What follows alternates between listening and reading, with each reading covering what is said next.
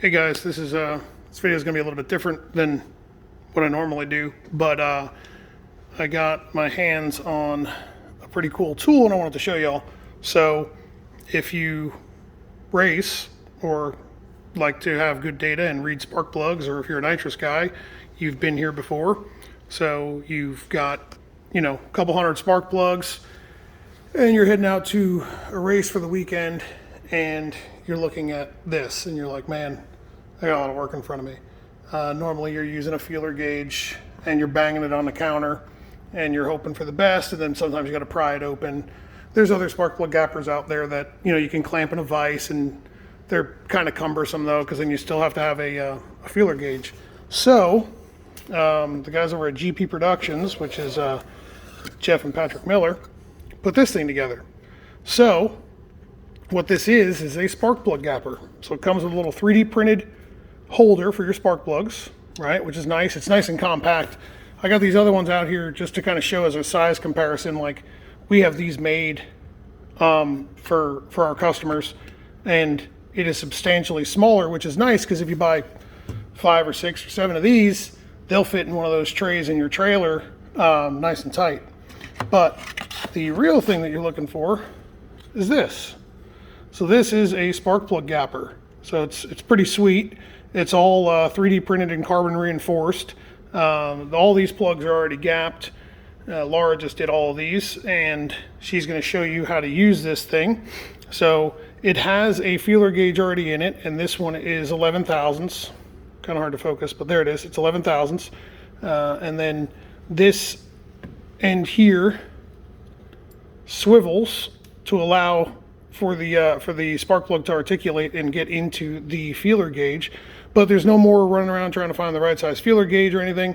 And again, if you've used a spark plug gapper, in the past, you know that they always spring back usually about 2 thousandths, so you undersize the feeler gauge, 2 or 3 thousandths lower than what you want to run the gap at. So we run right around 14 thousandths gap, so we've got an 11 thousandths feeler gauge in it. And again, this came with this feeler gauge.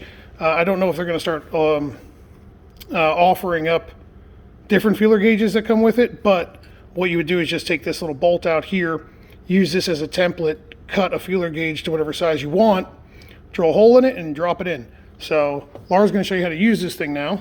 So what you do is you drop the spark plug in here, you rotate the spark plug so that it lines up with the feeler gauge. It's kind of hard to see, kind of hard to focus. There we go. So it's lined up, right? And then you just give it a squeeze. So if you don't know, Laura is my fiance, and she is like 5'3" at best, and she's kind of puny. So she doesn't go to the gym. She doesn't work out. Like, as much as I've tried to get it to happen, it just doesn't happen.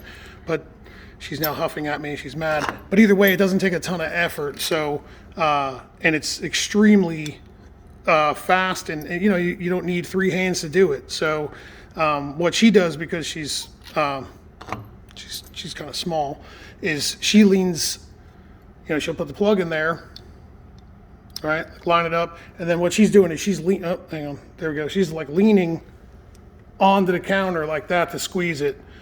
Just makes it easier for her. So obviously, if most men, guys, or whatever, women who identify as men, or whatever you want to call yourselves, whatever you are, most people of larger people of larger stature certainly wouldn't need to lean up against the counter to do it, but you can. And needless to say, in under a minute's time, she's got 8 plugs gapped the right way. You don't have to recheck them. They come out. You can hear it spring when you pull the plug out of it, and it's kind of just because you're dragging tension across that feeler gauge. So this thing's pretty awesome. Check them out, GP Productions. It's Patrick and Jeff Miller. I'm glad that we got our hands on one of these things, because Laura's got a lot of work to do in front of her. That's a whole nother case there that's just not even opened. But she has a lot of plugs to gap, and she's very thankful for the fact that she does not have to go beating them on a table and using a feeler gauge anymore. All right, see you.